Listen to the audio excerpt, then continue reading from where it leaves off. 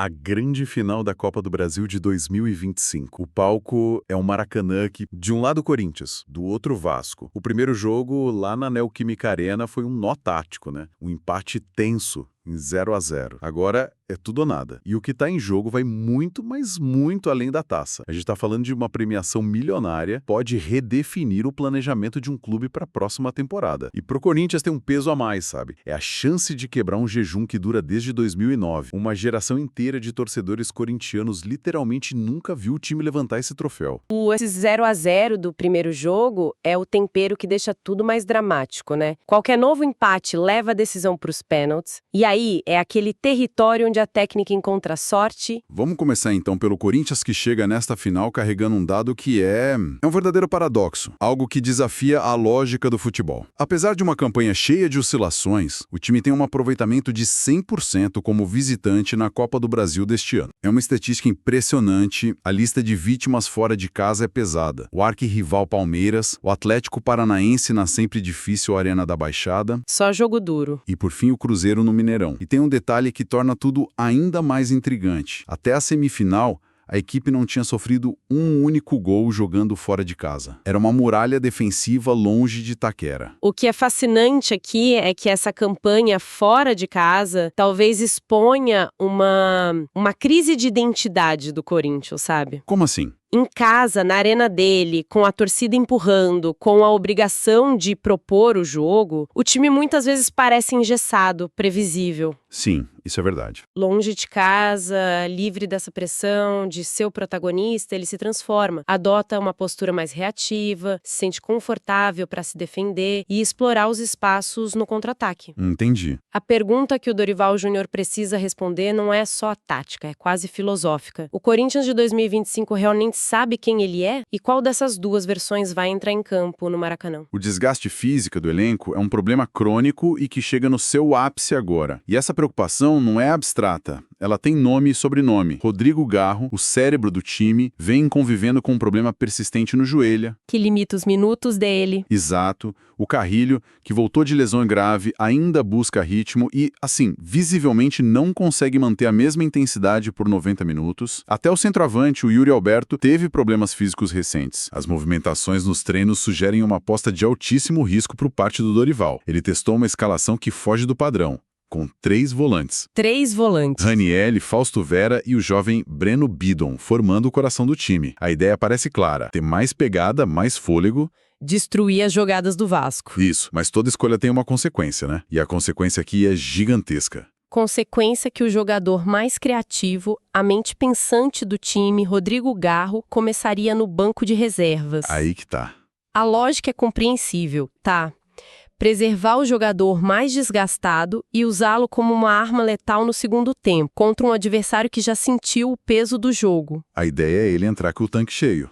Exato, para decidir quando os outros estiverem na reserva. Eu entendo a lógica, mas isso me parece uma roleta russa. Se o Vasco faz um gol aos 20 minutos do primeiro tempo, esse plano genial vira um desastre. O plano vai por água abaixo. O Corinthians não estaria abdicando dos seus 45 minutos mais importantes, forçando uma reação desesperada com um jogador que já entraria com uma pressão triplicada nas costas? É o maior risco que um treinador pode correr numa final. Se der certo, Dorival é aclamado como um gênio tático. E se der errado? Se der errado, ele será o principal alvo das críticas.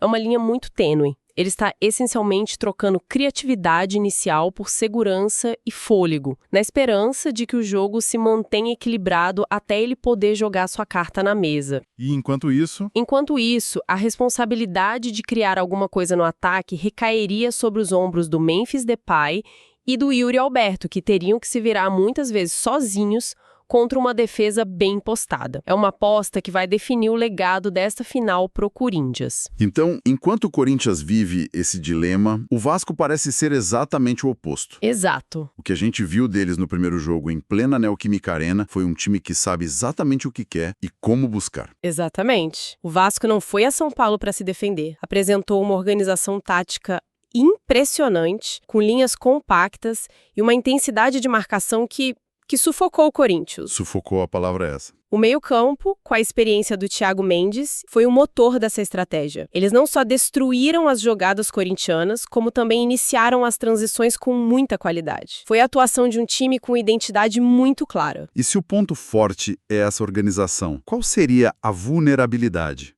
Onde o Corinthians poderia explorar? Porque para vencer não basta só se defender, né? A vulnerabilidade, que apareceu em alguns momentos da temporada, é o espaço que os laterais deixam quando apoiam o ataque. Ah, interessante. Eles são peças importantes na construção ofensiva, mas a recomposição defensiva às vezes é lenta.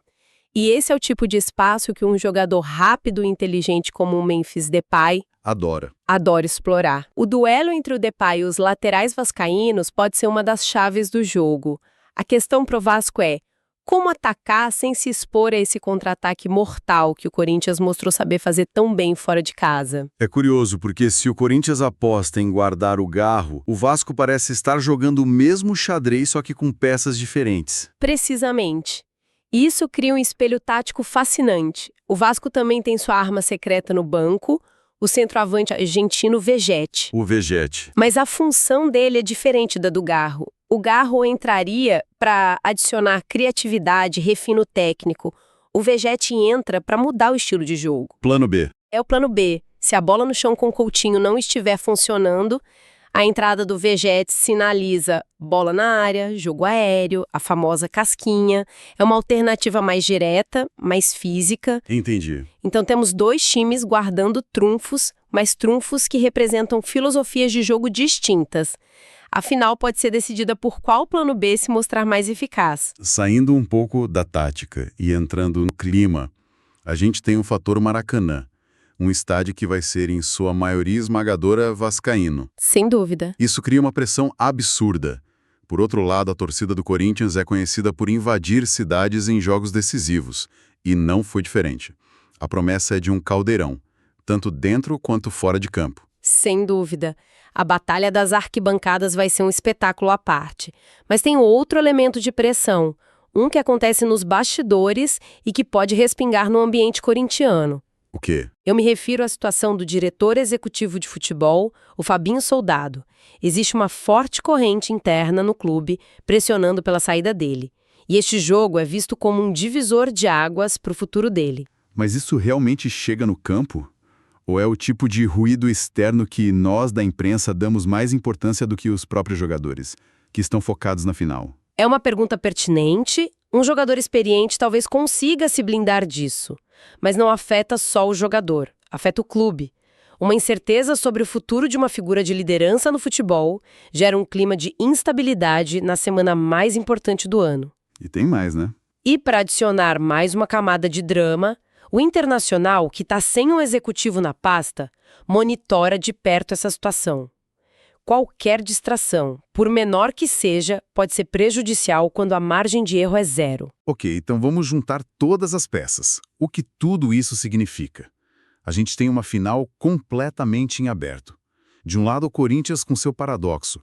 Uma máquina de vencer fora de casa, mas que luta contra os próprios limites físicos e faz uma aposta tática arriscadíssima. Muito arriscada. Ao possivelmente deixar sua maior estrela no banco. E do outro lado, um Vasco com uma identidade clara, que sabe como quer jogar, apoiado pela força de um Maracanã lotado. Mas que também tem suas vulnerabilidades e pode não ter o mesmo poder de fogo no banco para mudar um jogo. E no centro de tudo... esse duelo tático de dois treinadores experientes jogando um xadrez onde as peças mais importantes podem começar fora do tabuleiro. É um cenário de tensão máxima. E isso nos leva a uma reflexão final. Nós analisamos a tática, o físico, o histórico, o ambiente. Mas numa final, com tanto em jogo, um jejum de um lado, a chance da glória do outro, o fator decisivo muitas vezes transcende o que está no papel. O mental. A questão fundamental talvez não seja qual time é tecnicamente superior ou qual estratégia é mais engenhosa. A questão final talvez seja qual jogador, naquele momento crucial, vai ter a força mental e a tranquilidade para executar o plano sob a pressão ensurdecedora de um estádio lotado, a um passo da glória ou da decepção. A batalha tática é fascinante, sem dúvida, mas este campeonato pode muito bem ser decidido na batalha das mentes.